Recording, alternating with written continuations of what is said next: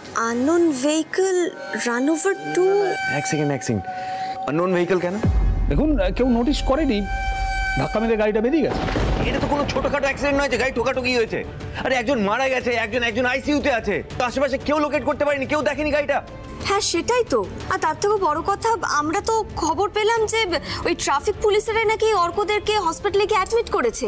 তাহলে তারা গাড়িটা দেখেনি বা কারা গাড়িটা চালাচ্ছিল সেটাকে আইডেন্টিফাই করতে পারেনি।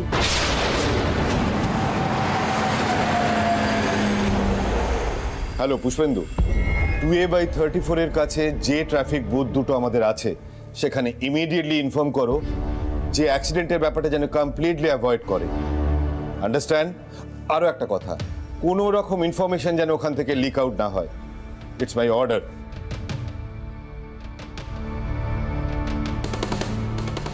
স্যার, এই হলো আইন ভৌমিকের মেডিকেল রিপোর্টের অরিজিনাল কপি। আর একটা কপি ওই সাব ইন্সপেক্টর বিকাশ মিত্র নিয়ে গেছেন। সবটাই আপনাদের হ্যান্ড ওভার করে দিলাম। ছেলেটা চূড়ান্ত ড্রাঙ্ক ছিল। হ্যাঁ আমি সবটাই জানি।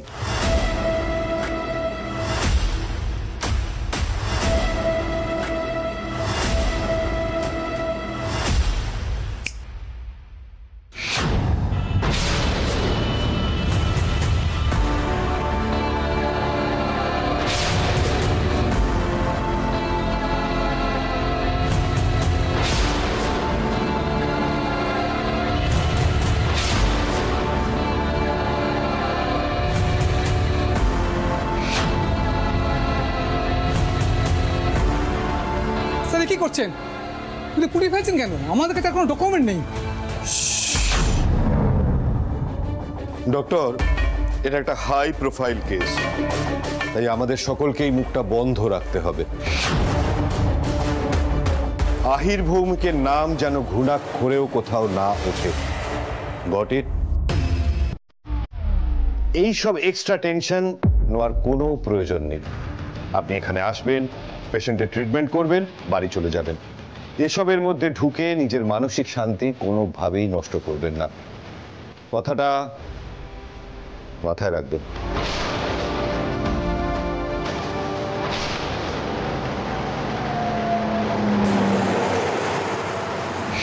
আপনারা ভালো করে তদন্ত না করি এফআইআর করে দিলেন কি করে? নাকি আপনারা পুরো ঘটনাটা এড়িয়ে যেতে চাইছেন কি? আমরা কিচ্ছুই বুঝতে পারছি না। মানে কি বলতে চাইছেন আপনি? দেখুন, আপনাদের যদি আমাদের তদন্তের উপরে কোনো রকম ভরসা না থাকে তাহলে আপনারা নিজের মতো তদন্ত করে নিন। পুলিশের উপরে আপনারা ভরসা করবেন না। আমি আর কি করতে পারি বলুন? অদ্ভুত লোক তো আপনি। একজন স্পট ডেট হয়ে গেছে, একজন আইসিইউতে রয়েছে, আর আপনি তো ক্যাজুয়ালি কথাটা বলে দিচ্ছেন। আরে বাবা, বিষয়টাকে খুঁটিয়ে দেখা তো আপনাদের ডিউটি। আপনার থেকে আমি ডিউটি শিখবো? আপনি আমাকে শেখাবেন কোনটা করা উচিত আর কোনটা করা উচিত নয়? দেখুন, আপনাদের ছেলের অ্যাক্সিডেন্ট নিয়ে পড়ে থাকলে আমাদের চলবে না। আমাদের হাতে হাজার একটা কাজ আছে। আমি তো আগেই বললাম, যদি আপনাদের এত তাড়া থাকে তাহলে নিজেরাই তদন্ত করে নিন, খুঁজে নিন কে দোষী। বেশ, ঠিক আছে। আপনারা যখন নিজেদের দায়িত্ব পালন করবেন না, তখন তো দায়িত্বটা আমাদের নিজেদেরই কাঁধে তুলে নিতে হবে। সেটাই করব আমরা। চলুন সৃজন, এসো চয়নদা।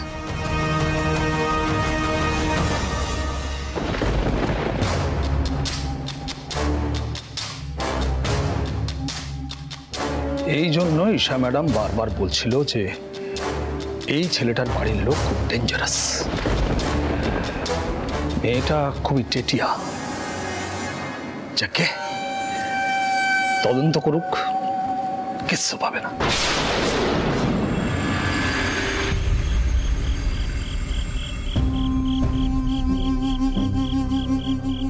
কিছু একটা না গন্ডগোল আছে। আমার মনে হচ্ছে ওসিটা ঝেড়ে কাটছে না। চয়নদা, আর দেরি করা যাবে না। অভিজিৎ আর বুবাইয়ের সাথে যারা অন্যায় করেছে তাদেরকে আমাদেরই খুঁজে বার করতে হবে। বলছি, ওই যেখানে অ্যাক্সিডেন্ট হয়েছে ওই স্পটটা আমাদের নিয়ে চলো তো। হ্যাঁ চলো, তুই আমাকে ফলো কর। যারাই কাজটা করেছে তাদের শাস্তি পেতেই হবে। যজ্ঞদাদা, তুমি সঙ্গে থেকো। আমাদের কিছু হবে না তো? I don't want to go to the jail. কাঁদিস না বেটা। আঙ্কেল সব দেখছেন, বললেন তো। আমার না খুব ভয় করছে আমার। আচ্ছা, আমাদেরকে কেউ যদি দেখে থাকে কেউ যদি রিপোর্ট করে দেয়? ডোন্ট ওয়ারি সমাদ্রিতা, কেউ রিপোর্ট করবে না। আর তার জন্য আমরা তো সমস্ত রকম প্রিকশনস নিয়েই রেখেছি। ডোন্ট ওয়ারি, কেউ রিপোর্ট করবে না। না আমি বুঝতে পারছি না তুমি এই ভুলটা কি করে করলে। আরে আঙ্কেল, তুমি নিজেই তো বলছো ভুল। ভুল কি কেউ আর জেনে বুঝে করে? নিজেকে জাস্টিফাই করছো, জাস্টিফাই করছো। ড্রিঙ্ক আর ড্রাইভ তোমাকে কে করতে বলেছে? মদ খেয়ে তোমাকে জোরে কে গাড়ি চালাতে বলেছে বলো? আচ্ছা ঠিক আছে, এত বড় ছেলের গায়ে হাত তোলে কেউ? মারবো না। ওর জন্য একজন মারা গেছে, গাড়ি চাপা পড়েছে, আরেকজন মৃতপ্রায়। ওর এই রেকলেস লাইফের জন্য আজ এই অবস্থা। আজ ওর যদি কিছু হতো, স্যামির যদি কিছু হতো, কি করতাম আমরা? কি করতাম? Sorry dad, extremely sorry. আমি ইচ্ছে করে করতে চাইনি মা, তুমি বিশ্বাস করো, আমি সত্যি ইচ্ছে করে করতে চাইনি। সাইকেলটা হুট করে সামনে চলে আসে, আমি কাটাতে চেয়েছিলাম কিন্তু। ছেড়ে দিন আকাশবাবু, ও তো আর ইচ্ছে করে করেনি। বাচ্চা ছেলে, একটা ভুল হয়ে গেছে। জল খোলা হবার আগেই আমরা তো সব দিক থেকে চেপে দিচ্ছি ব্যাপারটা। এটা মিডিয়ার যুগ, মিডিয়া এখন অত্যন্ত অ্যাক্টিভ। আমার মন বলছে এই ঘটনাটা নিয়ে অনেক জল ঘোলা হবে। তারপরে আপনি বললেন না যে ওই যে দত্ত বাড়ির যে ছেলেটা মৃতপ্রায়, ওর বাড়ির লোক খুব ডেঞ্জারাস। সেই জন্যই তো সকলকে আগে থেকে বেশি কেয়ারফুল থাকতে বলে এলাম। ডোন্ট ওয়ারি, ও কিচ্ছু করতে পারবে না।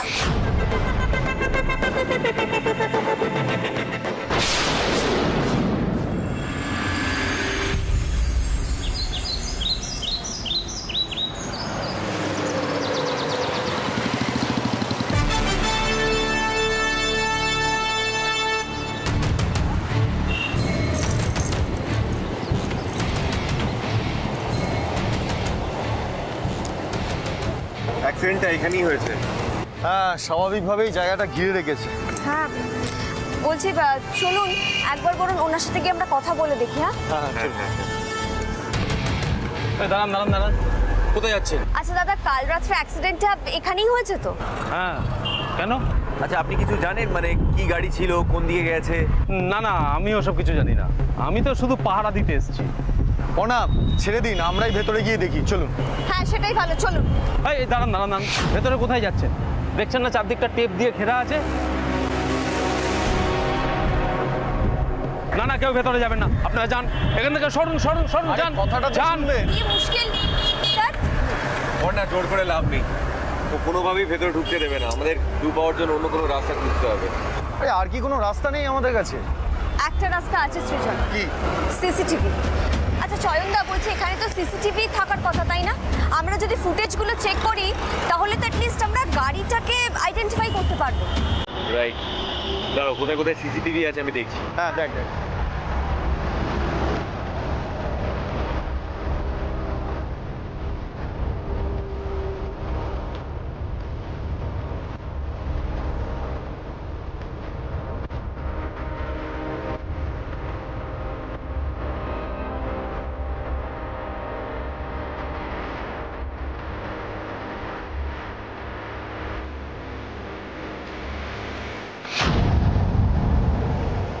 কি ব্যাপার বলো তো, একদম সিসিটিভি নেই। সিসিটিভি গেল কোথায়? উধাও হয়ে গেল নাকি? তাই তো দেখছি। আরে নিয়ম কানুন সব একেবারে ডকে উঠেছে। ল অ্যান্ড অর্ডার এরা তো কিছুই মেনটেন করছে না। না এমনটা আবার হয় নাকি? নিশ্চয়ই কোথাও একটা গন্ডগোল আছে। একবার আসুন তো এদিকে। এই যে দাদা, ওই সব কটা সিসিটিভি কোথায়? হ্যাঁ আরে সিসিটিভি কোথায় আমি কি করে জানবো? আমি তো সবে ডিউটিতে আসলাম। দেখুন না গিয়ে, ও খারাপ হয়ে গেছে। আরে কি বলছেন নাকি? সব কটা সিসিটিভি একসাথে কি করে খারাপ হতে পারে? আর যদি খারাপ হয় তাহলে চেঞ্জ করা হয়নি কেন? সেটাই তো। আরে বললাম তো আমি কিছু জানি না। আরে আমি কি সিসিটিভি দেখার জন্য বসে আছি নাকি? কি মুশকিল? আরে কি বলবো বলতো, মানে সিরিয়াসলি আমার না মাথায় কিছু ঢুকছে না। এই এলাকার এতগুলো সিসিটিভি উধাও হয়ে গেল কি করে? আর নর্মালি সিসিটিভি খারাপ হলে সেটাকে যত তাড়াতাড়ি সম্ভব ঠিক করা হয় বা রিপ্লেস করা হয়। আমি বুঝতে পারছি না এই এলাকার ট্রাফিক সার্ভিলেন্স চলছে কি করে। আমার কিন্তু মনে হচ্ছে আমরা ঠিক পথেই এগোচ্ছি। কি করে বুঝলেন? না মানে দেখুন, যারাই কাজটা করেছে তারা কিন্তু বুঝতে পেরে গেছিল আমরা এই প্রসেসেই এগোবো। সেই জন্য ওরা আগে থেকে সমস্ত প্রমাণ লোপাট করতে শুরু করে দিয়েছে। রাইট, নাহলে হঠাৎ করে ঠিক এই সময়ে একটাও সিসিটিভি নেই, আর সেটা নিয়ে কেউ কিছু জানে না। তাহলে কি করি এবার? আমিও তো সেটাই ভাবছি চয়নদা, সত্যিটা জানার কি আর কোনো পথ নেই? আমরা কি এইভাবে খালি হাতে ফিরে যাব? এক সেকেন্ড, আমি আমার কলিগদেরকে ফোন করে একবার জিজ্ঞাসা করি ওরা কেসটার ব্যাপারে কিছু জানে কিনা। হ্যাঁ, কোনো না কোনো খবর ঠিক পাবো। দাঁড়াও।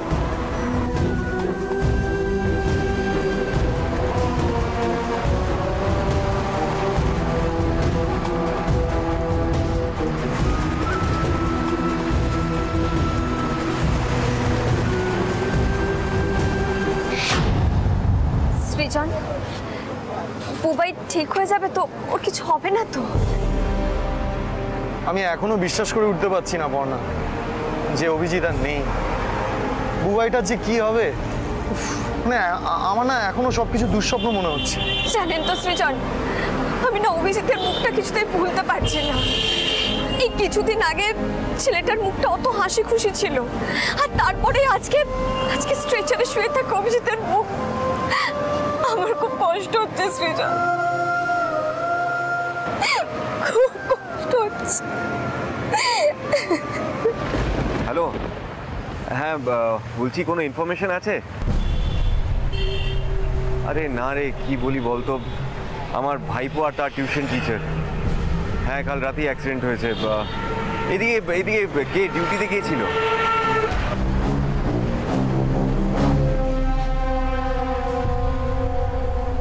ও আচ্ছা, ঠিক আছে, আমি অনুরাগকে ফোন করছি।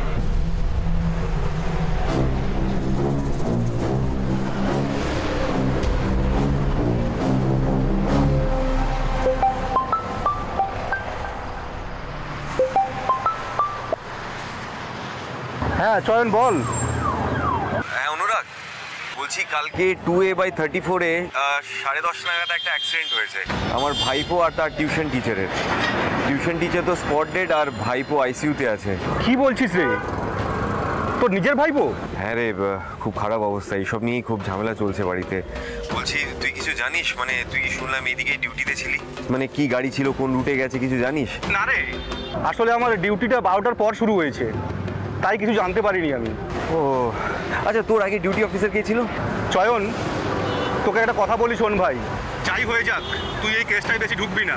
বুঝতে পারছি তোর ভাইপোর জন্য তোর মনটা অস্থির হয়ে আছে, কিন্তু কেসটা নিয়ে বেশি ঘাটাঘাটি করবি না, বিপদ হতে পারে। কি ব্যাপার বলতো? নির্মলও এক কথা বলছে, না না কেসে ঢুকতে বারণ করছিস কেন? তোর ভাইপোর সাথে সেম জিনিস হলে তুই এক কথাই বলতিস আমাকে। রাখছি ভাই, তুই আমায় ভুল বুঝিস না ভাই।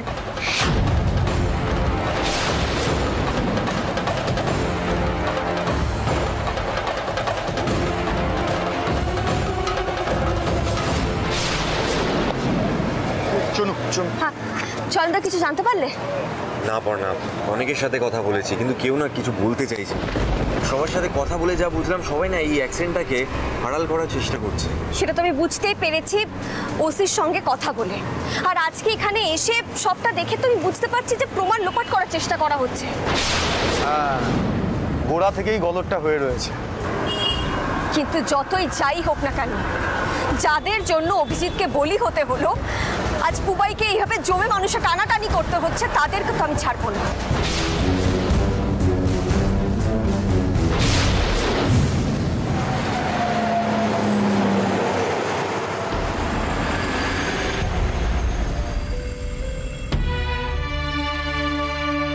হে বুবাই, বুবাই বাবা, বুবাই টাকা না বাবা, কিচ্ছু হয়নি। এই বুবাই একবার টাকা না বাবা, চোখটা করলে দেখ না, তোর মা এসেছে বাবা, চোখটা করলে। এই বুবাই, ও বুবাই বাবা চুপ করে টাকা না বাবা, একবার টাকা না বাবা, বাবা চোখ করলো।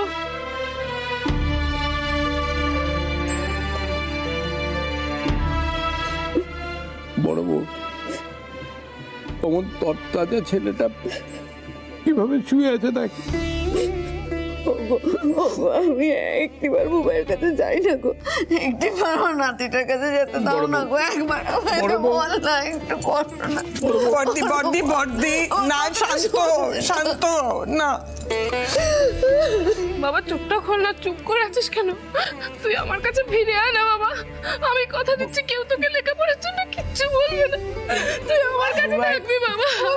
বাবা তুই চোখটা খোল না। ঠাকুর, কি দিন দেখাচ্ছ আমাদের, এতটুকু ছেলেটা আমাদের। আপনারা কি শুরু করেছেন বলুন তো? প্লিজ এখানে এরকম করবেন না, এমনিতে পেশেন্টের অবস্থা ভালো নয়। তারপর আপনারা এরকম কেওয়াস কেন করছেন? আপনারা প্লিজ এক এক করে আসুন, আর এখানে শুধু শুধু কান্নাকাটি করবেন না। আমাদের মনের অবস্থাটা একবার বুঝুন। ছেলেকে এইভাবে শুয়ে থাকতে দেখলে বাবা মার মাথা ঠিক থাকে? এসো এসো। না না না না, আমি যাবো না। ডাক্তারবাবু বলছি আমাকে একটু কিছুক্ষণ থাকতে দিন। আমি কিচ্ছু করবো না, আমি চুপ করে দাঁড়িয়ে থাকবো। আমাকে কিছুক্ষণ ওর কাছে থাকতে দিন। আমি যাবো না। বাবা চোখটা খুল না। বাবা চোখটা ও মমিতা, দেখো আমার কথাটা শোনো, এদিকে দেখো। ও তো এখন আমাদের কথা শুনতে পাবে না, বলো ছেলেটাকে একটু এখানে থাকতে দাও, ঠিক হয়ে যাবে। আমি বলছি বাবা তুমি বলো না, একটু থাকতে দিতে বলো না। এতক্ষণ হয়ে গেল, বুবাইটা তো কোনো রেসপন্সই করছে না, কি যে হবে। এ বাবা 72 ঘন্টা না কাটলে ডক্টর কোনো কিছুই বলতে পারবেন। ওই তো কি ব্যাপার, বুবাই কেমন আছে?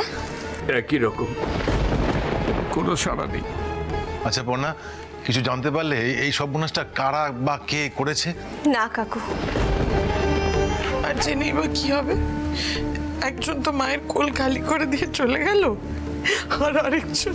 না কাকিমা, আজ খোঁজ পাইনি ঠিকই, কিন্তু তাকে খুঁজে বার করতেই হবে। এত বড় অপরাধ যে করেছে তাকে যে করেও আমাদের খুঁজে বার করতে হবে। এইভাবে দুটো প্রাণ নষ্ট করে দিয়ে সে পার পেয়ে যেতে পারে না। পুলিশ কি বললো? বলা তো দূরের কথা পিকলু, পুলিশ তো উল্টে কেসটাকে অ্যাভয়েড করতে চাইছে। আমার মনে হচ্ছে কোথাও একটা গন্ডগোল আছে।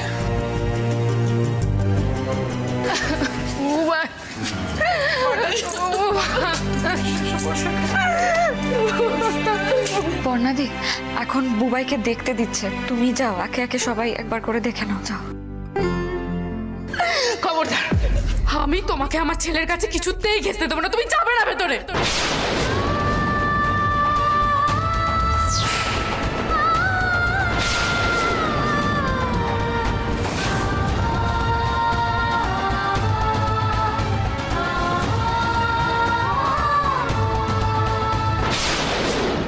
মৌমিতাদি, তুমি এভাবে কেন কথা বলছো গো? একদম ভালো সাজার নাটক করবে না তুমি। সবকিছুর জন্য তুমি দায়ী।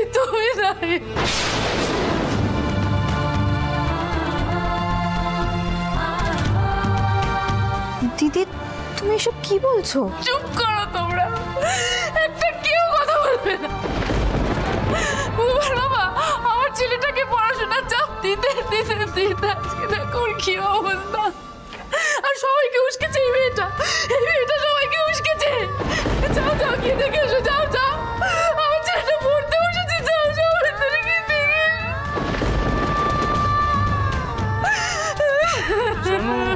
সৃজন, বাবা, সবাই মিলে আমার ছেলেটাকে মেরে ফেললো বৌমিতা।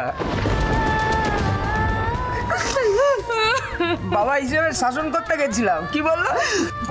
যতক্ষণ ইচ্ছে, যার কাছে ইচ্ছে পড়বে, কিন্তু সে পড়তে গিয়ে যে এই অবস্থা হবে। কিছু একটা যদি হয়ে যায় না, তার জন্য কিন্তু তোমরা দায়ী থাকবে। হ্যাঁ, বাড়ির প্রত্যেকটা লোক তার জন্য দায়ী থাকবে, আমি বলে দিলাম।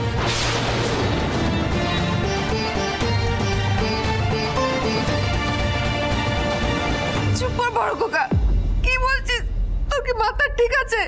মাথা ঠিক থাকার কথা না মা। নিজের ছেলেকে এইরকম ভাবে পড়তে দেখলে কোন বাবার মাথা ঠিক থাকে বলো তো?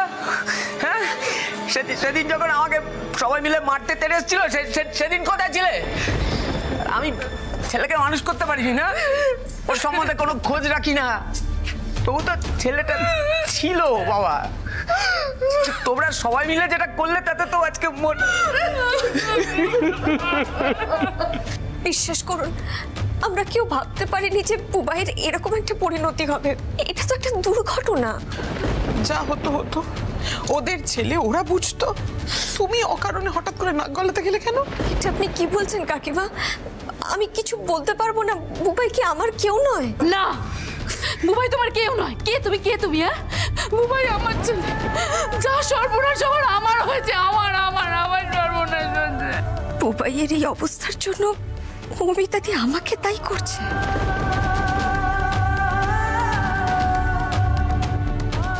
কি ভাবছেন পর্ণা? দেখুন, কষ্ট পাবেন না, বড় বৌদির মাথা ঠিক নেই, তাই। না সৃজন, আমি আমি মৌমিতাদির কথা কিচ্ছু মনে করিনি। আমি তো জানি আমি বুবাইকে কতটা ভালোবাসি, আর যে বা যারা আজকে বুবাইয়ের এই অবস্থা করেছে তাদেরকে উচিত শিক্ষা দিয়ে আমি সেটা প্রমাণ করব। আমি আসছি। কোথায় যাচ্ছেন পর্ণা? অফিস। কিন্তু অফিসে গিয়ে কি করবি? যে বা যারা দুটো তাজা প্রাণকে মৃত্যুর মুখে ঠেলে দিয়েছে আর পুলিশ তাদেরকে যে আড়াল করার চেষ্টা করছে, এবার সেটা সবাই জানতে পারবে।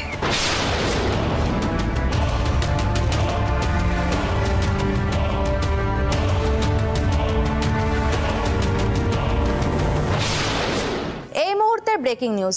গতকাল রাতে 2A/34-এ অজ্ঞাত পরিচয় ব্যক্তির গাড়ির ধাক্কায় এক মর্মান্তিক দুর্ঘটনা ঘটেছে। একজন মৃত আর একজন গুরুতর আহত অবস্থায় হাসপাতালে ভর্তি একটি বাচ্চা ছেলে। মৃতের নাম অভিজিৎ চৌধুরী, পেশায় একজন শিক্ষক। আহতের নাম অর্ক দত্ত। টিউশন থেকে সাইকেলে করে ফেরার পথে এই দুর্ঘটনার কবলে পড়ে দুজন। এই মর্মান্তিক দুর্ঘটনার জন্য কে দায়ী তা এখনো পর্যন্ত জানা যায়নি, তবে তদন্ত চলছে। আশা করা যাচ্ছে খুব শীঘ্রই এই গাড়িকে চিহ্নিত করা সম্ভব হবে। কাট। Very well done.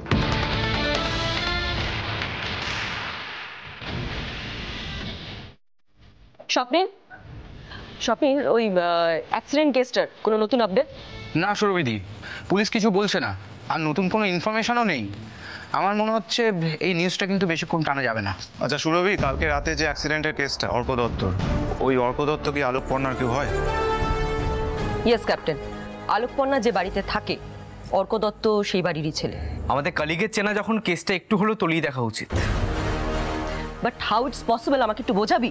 শুনছিস তো, আমরা তো এই গল্পটার কোনো নতুন অ্যাঙ্গেলই পাচ্ছি না। নিউজ স্টোরিটা বানাবো কি দিয়ে? সুরভিদি, এই অ্যাক্সিডেন্টের একটা অ্যাঙ্গেল আমরা পেয়ে গেছি।